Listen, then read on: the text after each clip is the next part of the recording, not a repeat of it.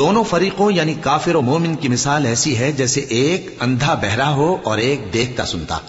بھلا دونوں کا حال یکساں ہو سکتا ہے؟ پھر تم سوچتے کیوں نہیں؟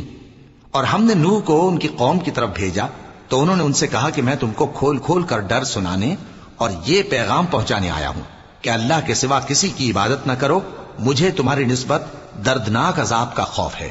تو ان کی قوم کے سردار جو کافر تھے کہنے لگے کہ ہم تم کو اپنے ہی جیسا ایک آدمی دیکھتے ہیں اور یہ بھی دیکھتے ہیں کہ تمہارے پیراؤ وہی لوگ ہوئے ہیں جو ہم میں ادنا درجے کے ہیں، اور وہ بھی سطحی رائے سے، اور ہم تم میں اپنے اوپر کسی طرح کی فضیلت نہیں دیکھتے بلکہ تمہیں جھوٹا خیال کرتے ہیں. فرمایا کہ اے قوم دیکھو تو اگر میں اپنے پروردگار کی طرف سے دلیل روشن رکھتا ہوں اور اس نے مجھے اپنے ہاں سے رحمت بخشی ہو جس کی حقیقت تم سے پوشیدہ ہو گئی ہے، تو کیا ہم اس کے لیے تمہیں مجبور کر سکتے ہیں جبکہ تم اس سے ناخوش ہو؟ اور اے قوم میں اس نصیحت کے بدلے تم سے مال و زر کا مطالبہ تو نہیں کرتا، میرا صلہ تو اللہ کے ذمے ہے، اور جو لوگ ایمان لائے ہیں میں ان کو نکالنے والا بھی نہیں ہوں، وہ تو اپنے پروردگار سے ملنے والے ہیں، لیکن میں دیکھتا ہوں کہ تم لوگ نادانی کر رہے ہو.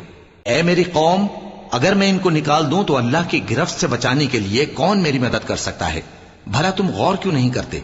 اور میں نہ تم سے یہ کہتا ہوں کہ میرے پاس اللہ کے خزانے ہیں، اور نہ یہ کہ میں غیب جانتا ہوں، اور نہ یہ کہتا ہوں کہ میں فرشتہ ہوں، اور نہ ان لوگوں کی نسبت جن کو تم حقارت کی نظر سے دیکھتے ہو یہ کہتا ہوں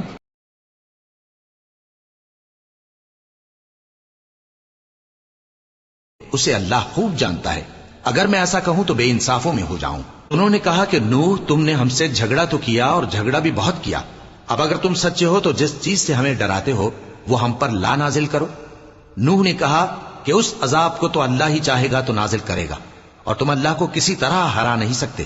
اور اگر میں یہ چاہوں کہ تمہاری خیر خواہی کروں اور اللہ یہ چاہے کہ تمہیں گمراہ رہنے دے تو میری خیر خواہی تم کو کچھ فائدہ نہیں دے سکتی. وہی تمہارا پروردگار ہے اور تمہیں اسی کی طرف لوٹ کر جانا ہے.